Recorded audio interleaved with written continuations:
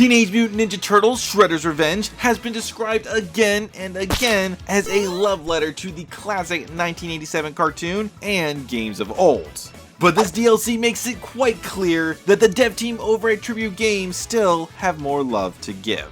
Enter Dimension Shellshock, the first DLC for Shredder's Revenge, featuring a brand new game mode, new music, Easter eggs, unlockables, and 5 new playable characters. Wait.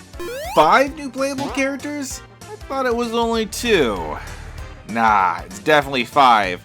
But we'll get into that. Because first, assuming you haven't boiled the foot since the game dropped, the DLC isn't the only big change you're going to be experiencing. But if you're already familiar with all the big update changes, feel free to jump here for all the DLC content. So, between the game's launch and Dimension Shellshock, a huge patch dropped, including a lot of tweaks and balances that you'd expect, like updated animations, invincibility frames, etc, etc, etc. But the 2 major ones that make it worth mentioning at all in a DLC video like this are these. First off, they fixed what was honestly the game's biggest problem, in my opinion.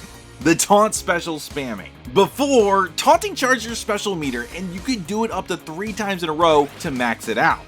And then again, and again, and you get the idea. Now, it only works for 1 bar, so you actually have to combo off to build up the 2nd and 3rd one.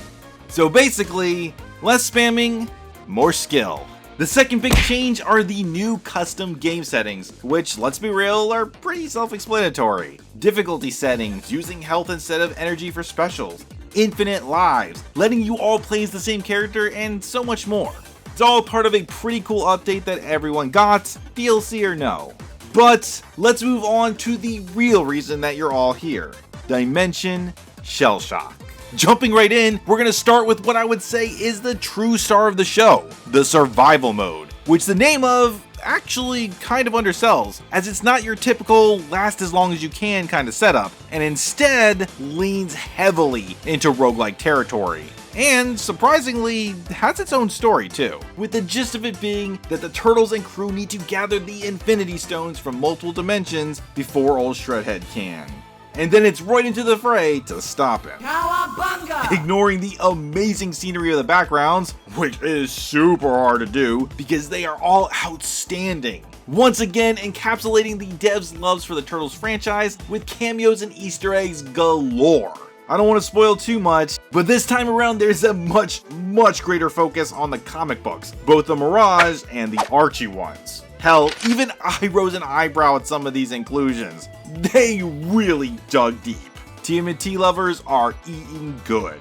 But again, if you can somehow do the impossible and ignore these beautiful and loving paint jobs, every stage is basically just a simple battle arena, with the possibility of stage hazards like edges and conveyor belts.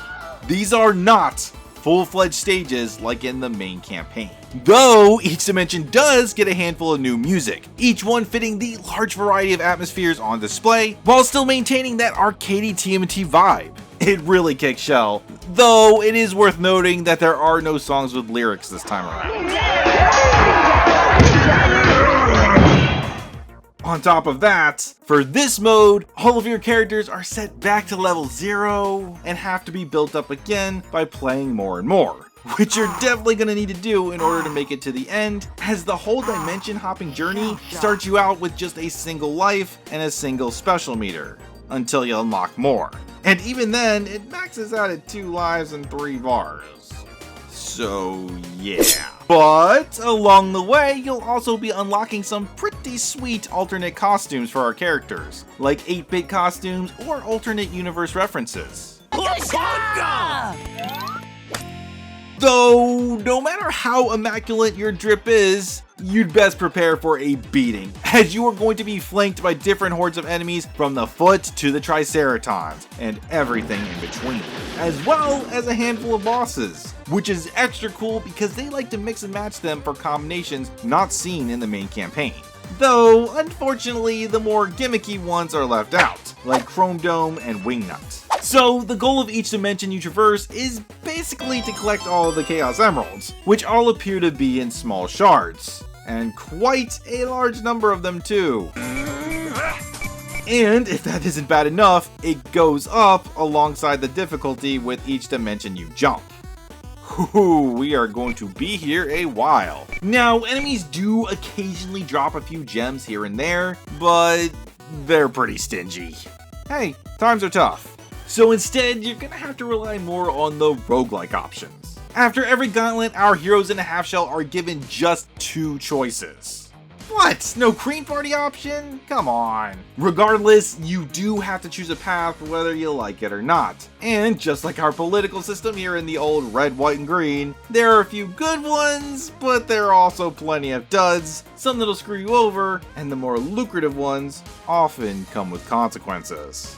Plus, if you're playing with a party, democracy rules, so good luck with that. But most of the choices are broken down into a few categories, with the simplest being riches. Get 10, 20, or 30 gems. Though the 30 gem option usually takes you to a boss fight, so, keep that in mind. Remember, you're stuck with the health you've got, and the boss fight is a good way to lose some. Pick strategically. There are also power-up options, like max energy for a few seconds. Though probably the best of these options, and rarest, is the full health. Meaning that a bad run where RNG is not in your favor can end up being your downfall. Though there are always alternative options. Risk-reward choices, like getting a bit of health at the start of each round, which lasts for 3 rounds. But pizza won't appear for 6. And it's not just health options either.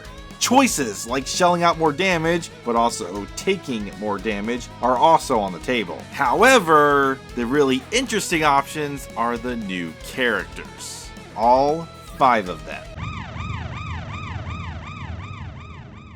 I'm sure that most of you are fully aware of which 2 characters are hogging the spotlight. Miyamoto Usagi, the Rabbit Ronin, is a character who's shown up in a multitude of TMNT continuities. But what many people, or at least TMNT fans, don't know is that he's actually not a TMNT character. He is the star of his own series, Usagi Yojimbo. Interestingly enough, he's actually an aerial character, with the main focus of his moveset being around aerial combos, helping him really stand out. And then we have the actual TMNT character, Karai, whose background I'm not even gonna bother trying to explain, since it gets changed in like every iteration.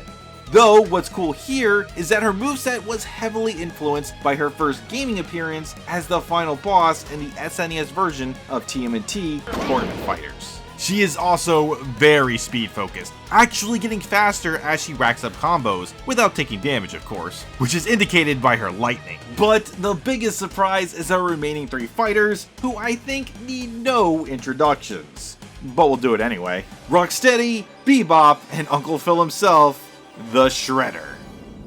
The Shredder? Maybe all that hardware's for making coleslaw. Though these iconic characters are actually more like half characters here. And you don't actually pick them in the traditional sense. Meaning you can't actually play as them in the story mode like Usagi or Karai. Instead, they act as power-up style transformations in the survival mode. Just one more critical decision to make on your quest, making them act more like extra lives, getting half a health bar on top of their own 1-stage energy bar that is constantly charging, making them very spammy. A few attacks, though not as many as the normal cast. They can't really combo off like other characters can, they are very limited, but they are the only characters with projectiles, so that's pretty cool.